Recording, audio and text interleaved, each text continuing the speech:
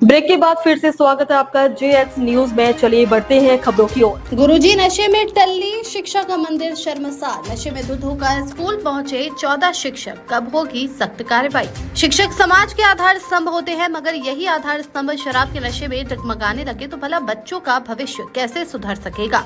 सरगुजा संभाग में एक साल के भीतर करीब 14 शराबी शिक्षक शराब के नशे में धुत होकर स्कूल पहुंचे, मगर इनके खिलाफ निलंबन की कार्रवाई ही हो सकी, जिससे ऐसा करने वाले शिक्षकों को सबक नहीं मिल पा रहा है और न ही ये सिलसिला रुक पा रहा है।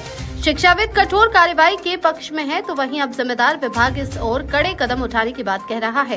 कहीं नशे में बच्चों के साथ डांस करते गुरुजी, तो कहीं शराब पीकर जमीन पर लेटते गुरुजी, कहीं खुद ये मानते कि थोड़ी सी पीली तो क्या बुरा किया। ये तस्वीर है सरगुजा संभाग के अलग अलग इलाकों के स्कूलों में सामने आए शिक्षकों के करतूतों की, जिसके कारनामों से पूरा समाज शर्मसार हो रहा है। दरअसल सरगुजा संभाग में आए दिन शराबी शिक्षकों के कारनामे सामने आते रहते हैं, मगर इनके खिलाफ सिर्फ निलंबन की कार्रवाई होती है और फिर ये बहाल कर दिए जाते हैं, जिससे समाज में एक गलत प्रभाव आ रहा है। शिक्षाविद भी मानते हैं कि छत्तीसगढ़ सिविल सेवा आचरण 1965 कर अनुसार ऐसा कृत्य करने वालों के खिलाफ निलंबन के साथ ही वेतन कटौती, विभागीय जाँच और इसकी पुनरावृत्ति होने पर बर्खास्तगी की कार्रवाई भी की जा सकती है। ऐसा होना भी चाहिए ताकि ऐसा कृत्य करने वालों को सबक मिल सके। फरवरी 2025 में कुसमी क्षेत्र में एक शिक्षक नशे की हालत में स्कूल पहुंचा, लेकिन उसे सिर्फ निलंबित किया गया।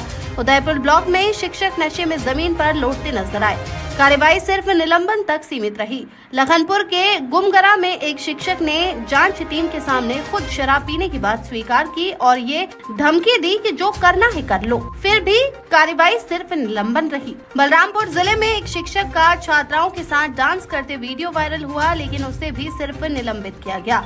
संजय गुप्ता, संयुक्त संचालक स्कूल शिक्षा विभाग ने भी माना है कि सरगुजा में इस तरह की घटनाएं लगातार सामने आ रही हैं, उन्होंने स्वीकार किया कि अब तक इन मामलों में सिर्फ निलंबन किया गया है, लेकिन अब विभाग ऐसे मामलों में एफआईआर दर्ज करने और दंडात्मक कार्रवाई की तैयारी कर रहा है। और ये जरूरी है कि बार बार शराब पीकर स्कूल आने वाले शिक्षकों की एक सूची तैयार की जाए और उन्हें विशेष कार्यशालाओं के माध्यम से जीवन मूल्य और आचरण सुधार की शिक्षा दी जाए, जिससे वे आत्मचिंतन कर सके और समाज व बच्चों के प्रति अपनी जिम्मेदारी को समझ सके।